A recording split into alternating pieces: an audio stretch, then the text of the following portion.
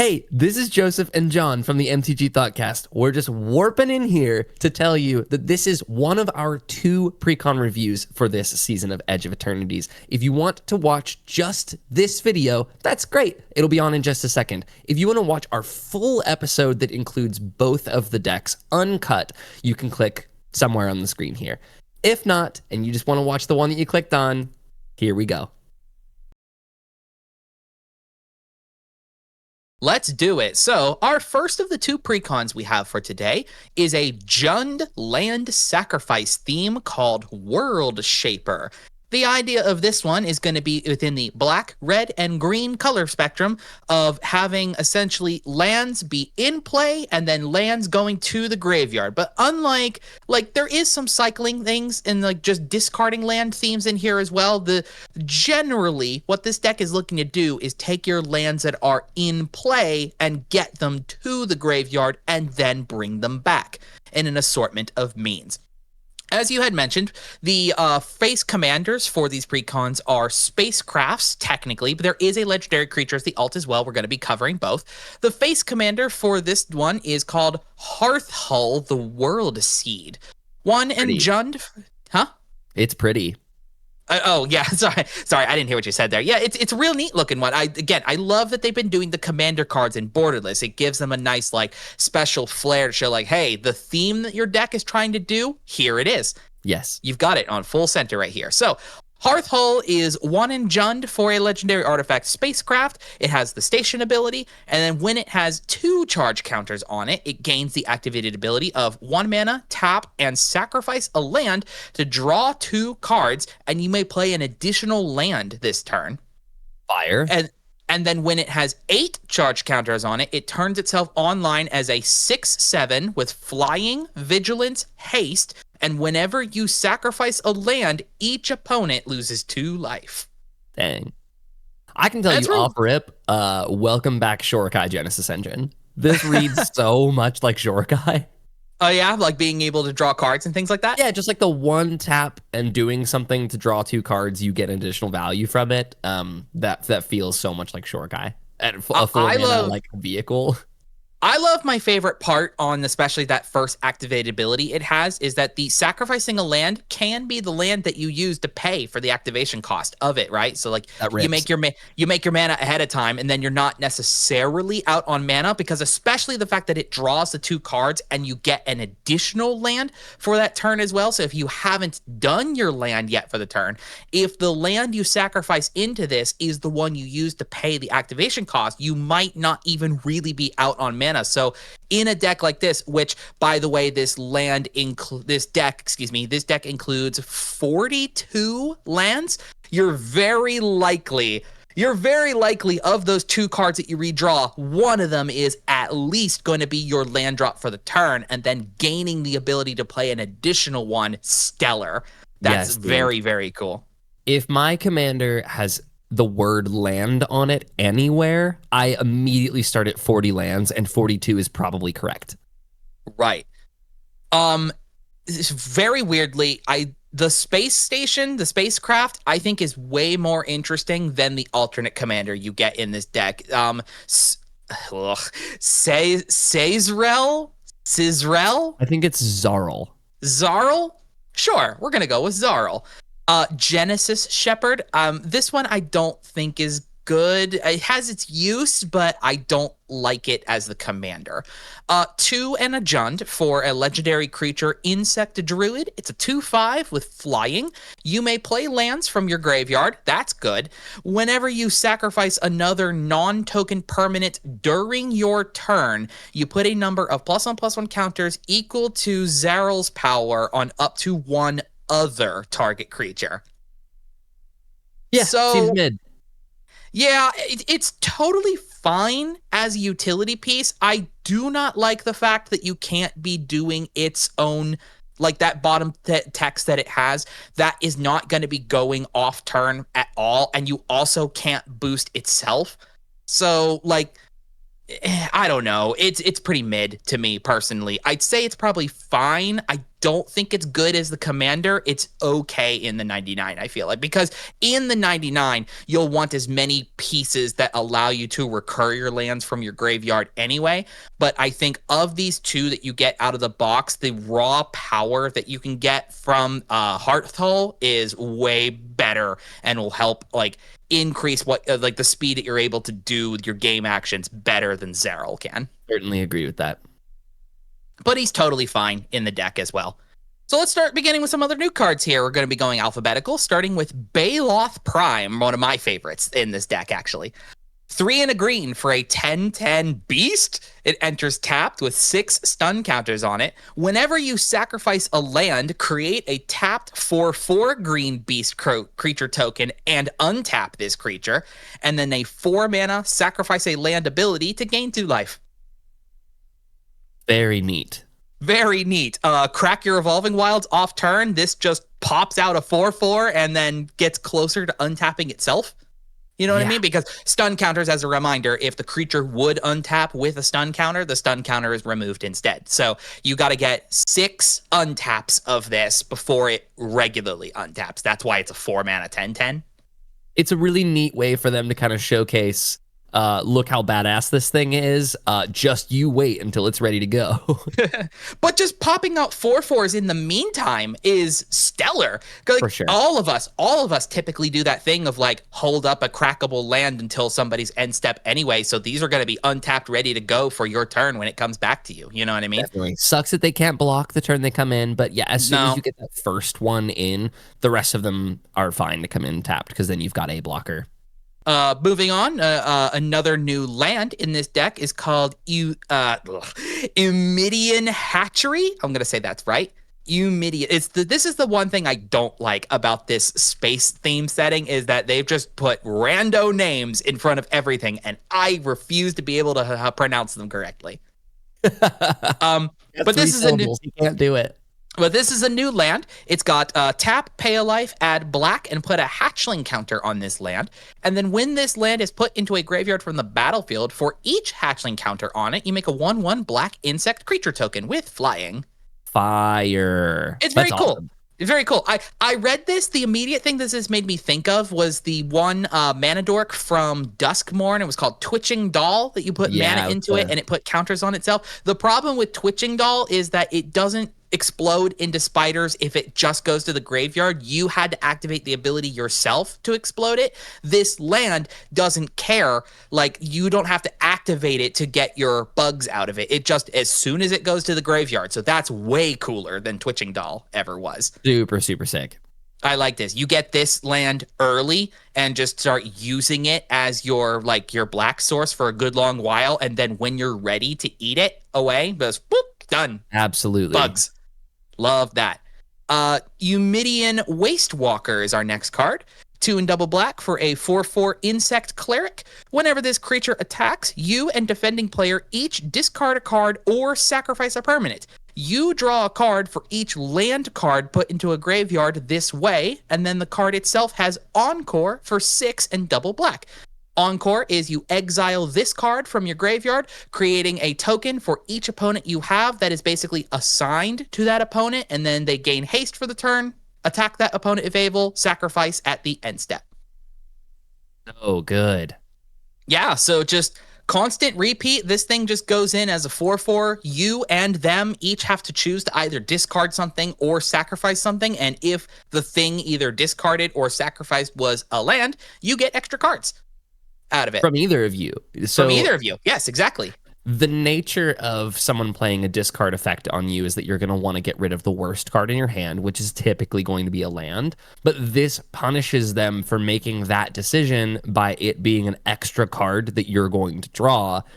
And I mean, you're probably going to sacrifice a land with this anyway. Like, this is just going to be like once a turn you're sacrificing a land. Or when you encore it, sacrificing, 3 lands? So good. Evento Brush Razor is our next card.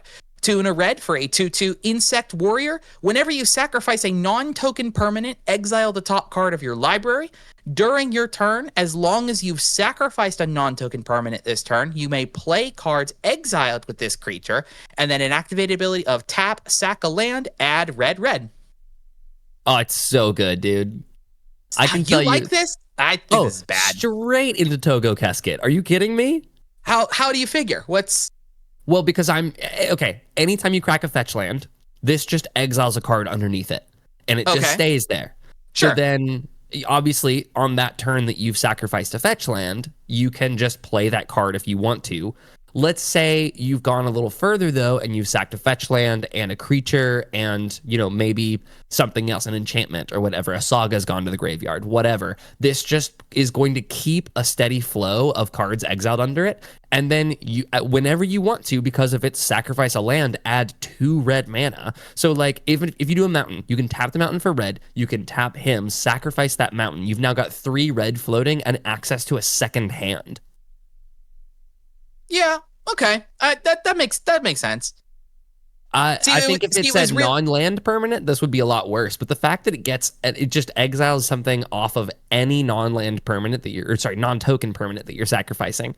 I think this will end up netting you a lot of card draw. The non-token thing is what I was getting hung up on, because I was actually thinking about your Togo Cascade deck, and I know that most of the time the permanents you're sacrificing other than the lands in that deck is the rocks, and it's just like, to me, sacrifice means tokens generally. So that's what I was getting hung up on. So like for those kinds of builds, this is bad, but like there's use for it. I definitely feel that.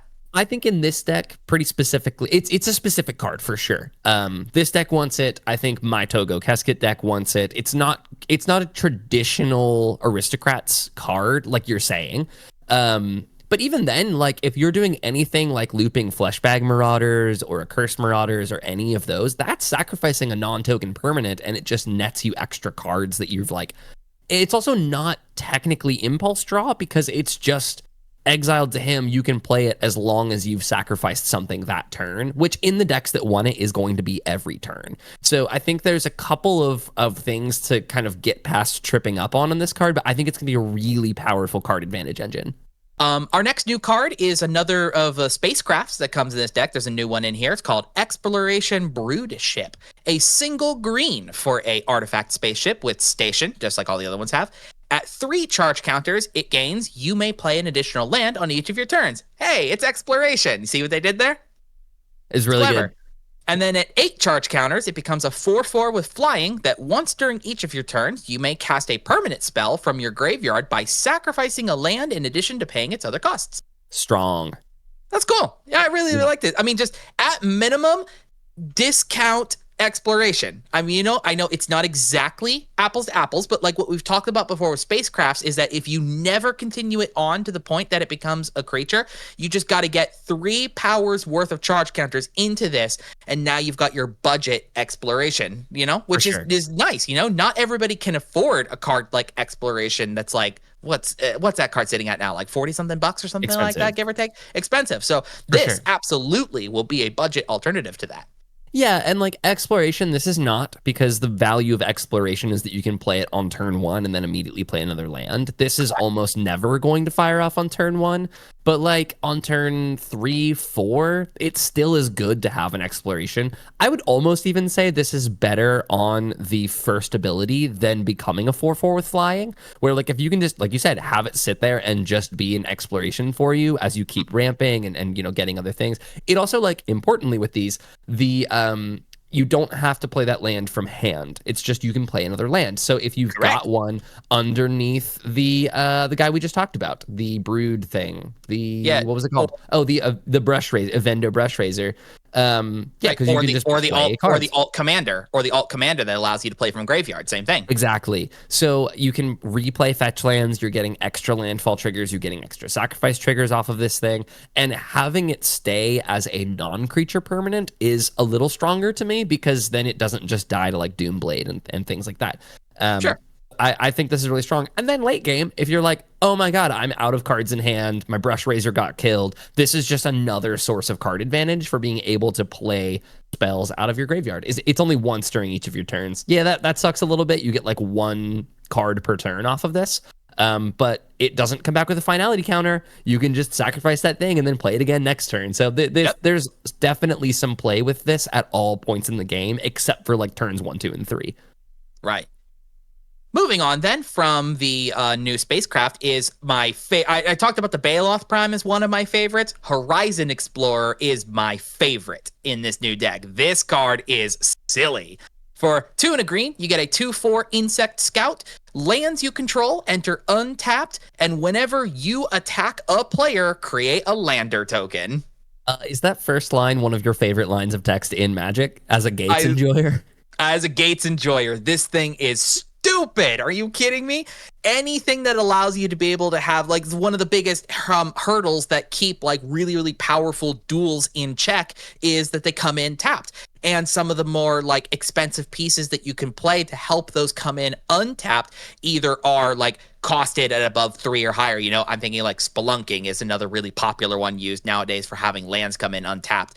But so something like this is also great that gives you that benefit of your lands being able to come in untapped for faster access to your colors, and then just more access to lands, because as a reminder of what lander tokens do, it is an artifact token with a 2 mana and tap and sacrifice ability to search your library for a basic land card, put it on the battlefield tapped, and then shuffle, which becomes untapped because of the Horizon Explorer. Oh, that's really cool synergy. Right. I like that. That's amazing. Instant speed, untapped, anytime you need it, basic land token that, which as a reminder, same thing of the way that it's worded, is that whenever you attack a player. So if I'm not mistaken, you go at 3 players, you'll get 3 landers. 3 lander tokens. Yep. And then those ones that you fetch immediately become a rebate for your next one. So you pay 2 into it and it nets you an untapped land. So it really only costs 1. And then you can just continue that series of cracking them each for 1 past that, and just get like 3 lands onto the battlefield for 6 mana total that rebates you 3. Excellent. Yep. Stupid. Dope. On a 2/4 for 3. That's one of my 2/4. favorite stats to cost is 3 mana 2/4s. There's just so many good ones. They block super well. They can be offensive if you need them to be. Super, super good. Big fan of that one. But I hear you saying, oh, do I have too many lands in play? Let's start blowing them up. Planetary Annihilation. 3 and double red for a sorcery. Each player chooses 6 lands they control, then sacrifices the rest, and then Annihilation deals 6 damage to each creature. Yeah. This is so awesome. Awful. I hate this. This is great. Oh, it's so brutal. Like, I wonder, okay, so we know that with this new bracket system that they've been doing as far as Commander is concerned, that they are discouraging core level 2 like these to have mass land denial. I'm just kind of curious, is like, where's the cutoff on how high a card like this can be before it's called mass land denial? You know what I mean? 6 lands?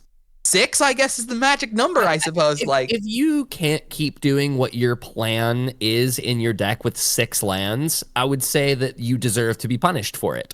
And so does Wizards, apparently. Because, like, if you just kind of go in your mind through most of your Commander decks, 6 lands is pretty good. Like, you're at least able to continue doing something with 6 lands, whereas like an Armageddon for 4 says, sorry, you're done playing the game, period. You've got what you've got, and then we're going to end this game somehow.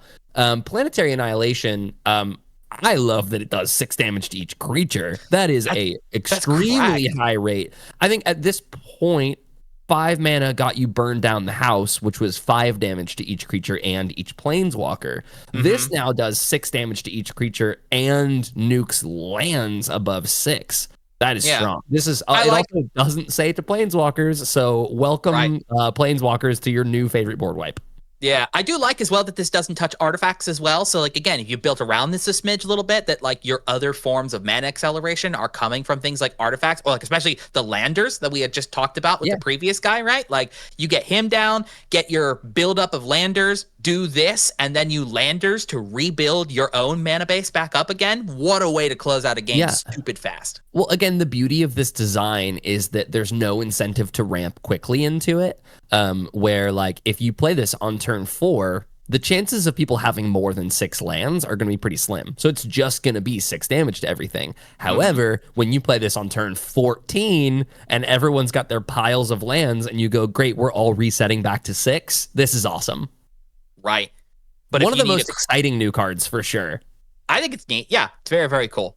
But if you need something to then rebuild after this board wipe you've gotten here, our last new card I'm talking about, Scouring Swarm.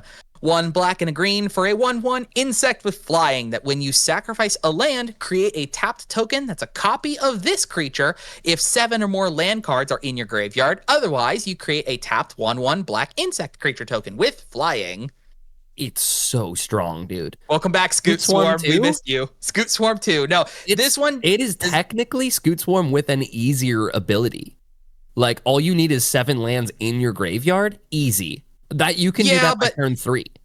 It's easier to trigger landfall than it is to sacrifice a land, so I don't think this is going to be popping off as quickly in making token copies of itself than Scout Swarm, but the fact that you make them flying, and the tokens come in tapped as well, by the way, so this is very, very slow. This one's mid to me at best. Powerful, I think it can be, but it's slow. It's Scout Swarm, this is not. It's got a good it's got an identical reference, but definitely not on the same power level, I feel. I think what we need, John, is some like alert and an image of you and I in the opposition card frame for when we disagree on something like this. Why, you think this is cracked? Yes, this is absolutely cracked. I think that this is going to start copying itself a lot earlier than a Scout Swarm is. So like the value of Scout Swarm is as soon as you start making copies of it, yes, that landfall is significantly easier to trigger. But prior to that, you can deal with a Scout Swarm. If you take your first 2 turns of the game and set up filling your graveyard with 10 cards, let's say you're doing Grizzly Salvage, you're doing Stitcher Supplier, you're finding ways to fill your graveyard super easily to get those 7 lands in your graveyard, and then you play Scouring Swarm and a fetch land on the same turn, there's almost no time for your opponents to react to that before you already have another copy of it. And then it's board wipe or bust from that point forward. So I think that the odds of this copying itself on turn 4 or 5 are a lot higher than the odds of a Scout Swarm copying itself on turns 4 or 5. That's all of our new cards, and just we're going to briefly touch over the sort of like overall strategy that this deck is trying to do, and then I've got some upgrades to talk about here. But obviously, as it has been going on about with all these new cards, really, really heavy, more than any other deck, is going to be you want your lands eaten off of the battlefield, right? To be to pay you off for certain effects. So obviously all of these new cards that you're talking about all care about you eating your lands, but then you've got other good reprints in here, stuff like Mayhem Devil as just an example case here that just says when a player sacrifices a permanent, this creature deals 1 damage to any target. That's underrated still. That's you sacrificing lands, that's you sacrificing lander tokens, that's eating bugs from these things that are making... sacrificing treasures. If your opponents are sacrificing treasures, oh god, after the Planetary Annihilation, by the way, you forced them to sacrifice lands down to 6. Yeah, because all of those triggers will still go off, even though he's taken the 6 damage and is off the field. Ha! Got there. Mazarek, Cruel Death Priest is another example case I've gotten here. 5 mana 2/2 legendary insect shaman with flying that when a player sacrifices another permanent, you put a +1/+1 counter on each creature you control. Jeez. Cracked. I love Mazarek. He's so cool. On each, yes. There's other really big highlight ones as well. Actually, some of them are like the more expensive reprints you've gotten here. Stuff like Corvold, who could actually be your other commander you could play out of this box if you really wanted to. If you want to be mean.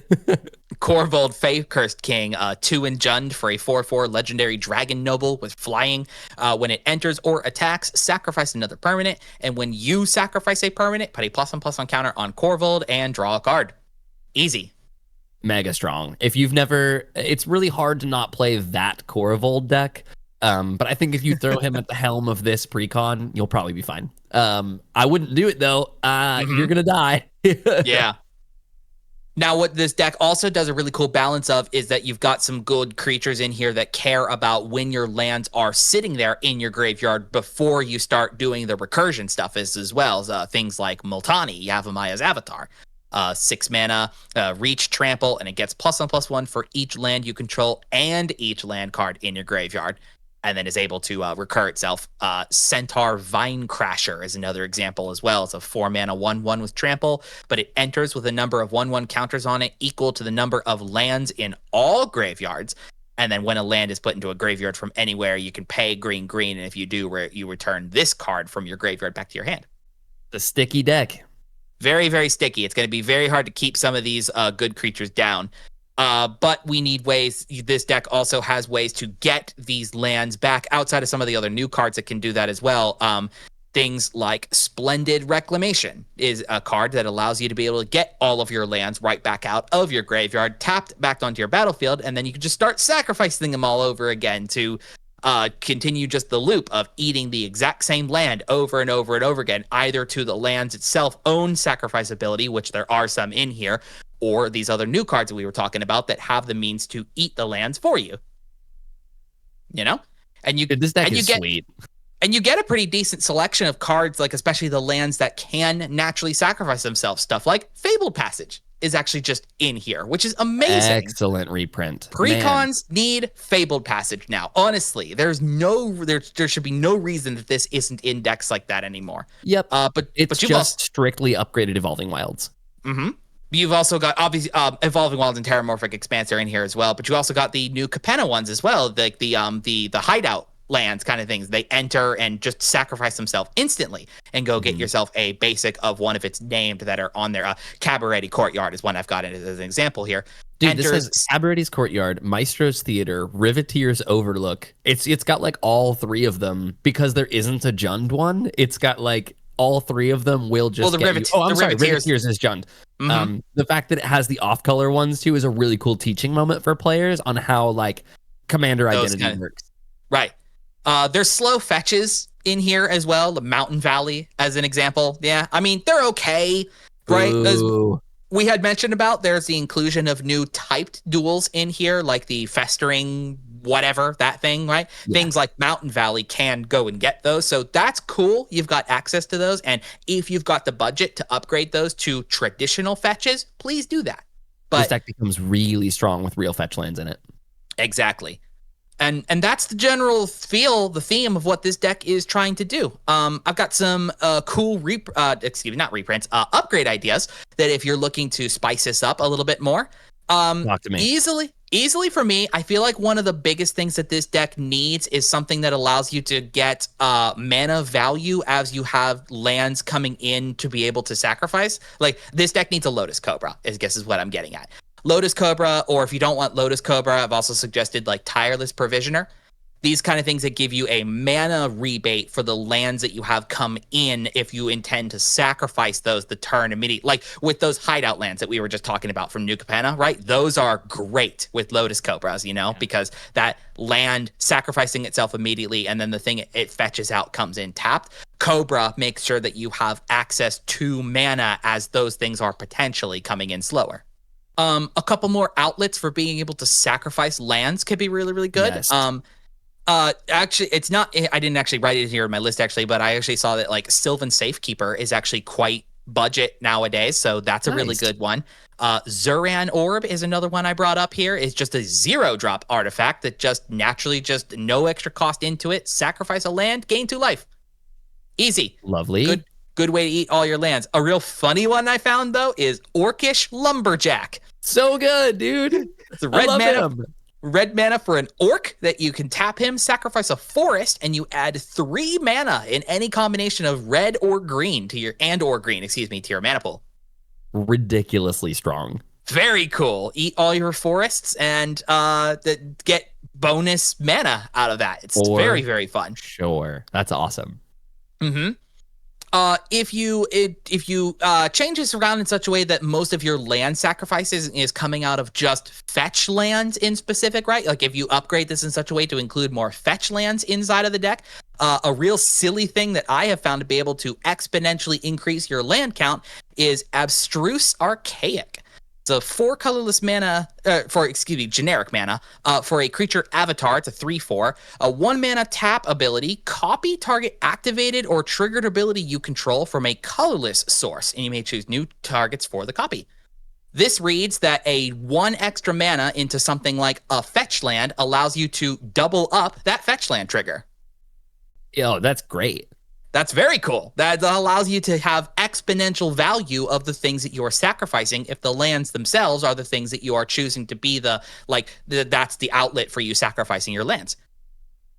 Neat. It's very, very sick. And then I think Lord Windgrace is a really good add into this deck as well. He's the sort of original Jund land sacrifice deck as well. I definitely intend to make a precon mashup using this deck and Lord Windgrace's originally as well. Easy. But Windgrace himself is a 2 in Jund for a 5 loyalty legendary planeswalker, a +2 ability to discard a card and draw a card. If the land is discarded this way, you get to draw an additional card. -3 to return up to 2 target lands from your graveyard to the battlefield, and then a -11 that destroys up to 6 target non-land permanents, and you make 2/2 green. You make 6 2/2 green cat warrior creature tokens with Forest Walk. Everything the deck wants to do. Everything. Yep. Windgrace is an amazing pick for in this deck as well. Easy, dude. Yeah, that is World Shaper. It's a very fun, interesting balance of like having the lands down in play, using them for your assorted resources that want to sacrifice them, getting them back down into play, and keeping your own just card advantage going, your token generations, your life gain. Again, especially off of like Hearthhole, being able to eat a land into itself to get 2 extra cards and then an additional land drop, the little bit of landfall that's in here as well. It's a very sweet package. It's real thinky, I feel like you really have to like micromanage about like what lands you're planning to eat, which ones you're using for mana, and then which ones you intend to keep coming in and out of the graveyard on repeat. But if you can get past that point, this is very, very fun if you like resource management types of decks. Absolutely. It's got more triggers than a gun range. You know what I'm saying? No, I like it. This deck was very fun to evaluate.